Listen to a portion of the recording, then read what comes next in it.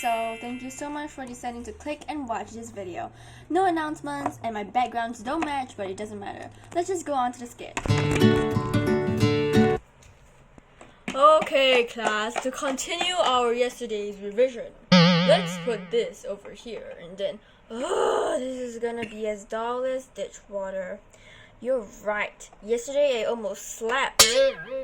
And then you put the X over here, you transfer it class, and then you do. This is really as dull as ditch water. Oh, I can't take it anymore. Okay, that was quite amazing. So, if you guys haven't caught that on yet, the idiom for this video is as dull as ditch water. So what that means is, if you say that something or someone is as dull as ditch water, you mean that they are extremely uninteresting and boring. So other examples that you can use with this idioms are, the back to school talk was as dull as ditch water, and this teacher is as dull as ditch water to listen to. She has such a monotone.